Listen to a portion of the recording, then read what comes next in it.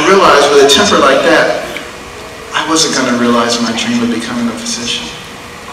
I had 3 options: reform school, jail, or the grave.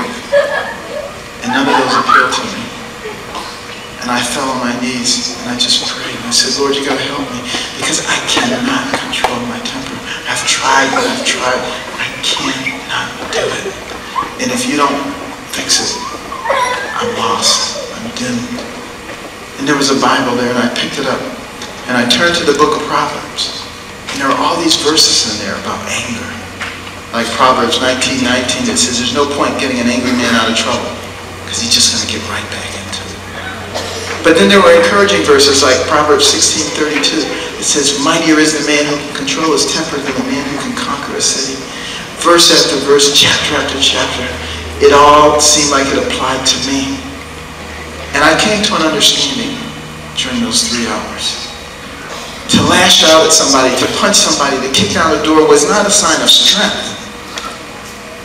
Rather, it was a sign of weakness. It meant that you could be easily controlled by other people and by the environment. And I learned to step outside of the center of the circle so that everything wasn't about me, and look at things from other people's points of view. How empowering that was. And when I came out of that bathroom, I had a different view of the world. And I've never had another outburst like that since that time. And some people say, you just learned how to cover it up. That's not true.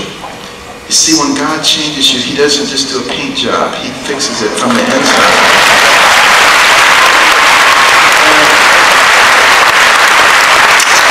And that day, my whole concept of who God was changed. You know, I used to have an image of him as an old man with a long white beard, with a powerful telescope, always peering down to see what you were doing wrong and writing it down to make sure you got punished. Oh man, where did I get those ideals from? And in fact, I used to hear stuff like, you have a guardian angel. But if you go into a bar or a nightclub, they don't go in with you, they stay outside. Now, why do you need a guardian angel if they only go with you to safe places? I mean, it's just crazy stuff. But, you know, you hear these things. And that's the reason that God gave us these brains, okay?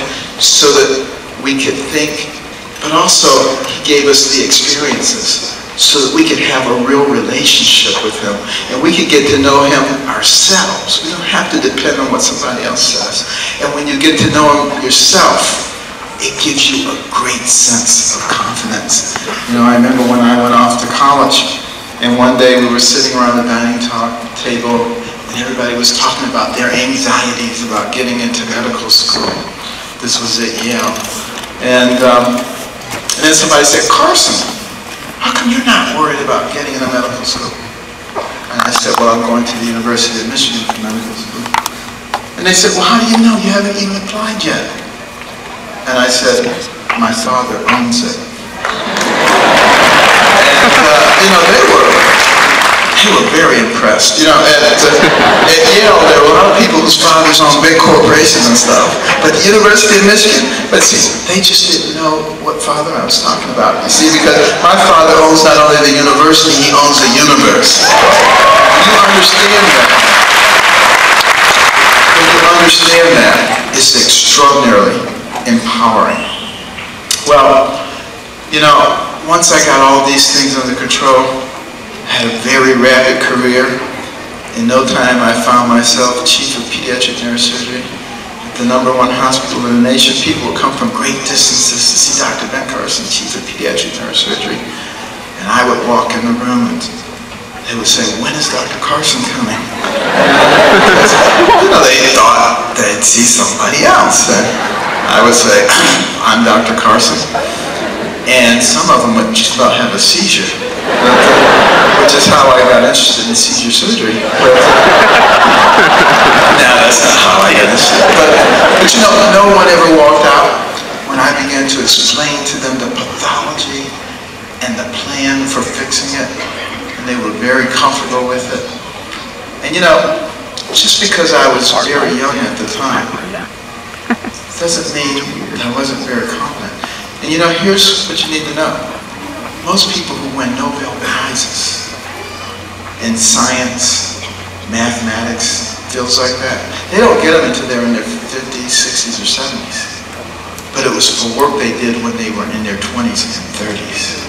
Now is the acceptable time. Don't be waiting till later. This is the time. You're energetic now. You've got a good education. This is the time to be thinking about it. And you know, the Lord gave me a spectacular career. One once-in-a-lifetime case after another. Boom, boom, boom. And suddenly, you know, I had a platform. And we all have a platform. We all have spheres of influence. And it's important that we use it in a proper way. One of the things my wife and I have noticed is things are not going well in this nation educationally. You know, there was a survey done some years ago looking at the ability of 8th grade equivalents in 22 nations to solve so-called complex math and science problems. We were one of the 22 nations. We ranked number 21 out of 22. We were very alarmed at that. Think about this. We only produce 60,000 engineers a year. 40% of them are foreigners.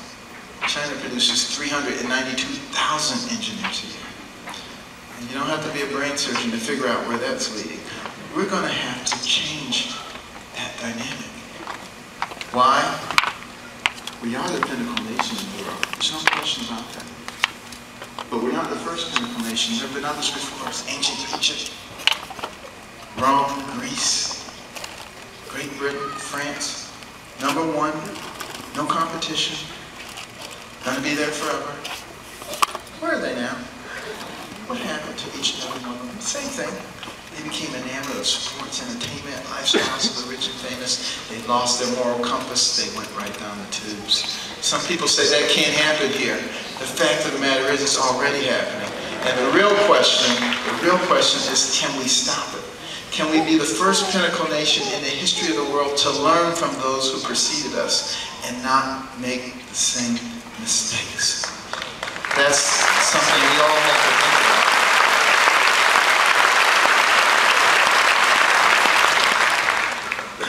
I think we can. Why?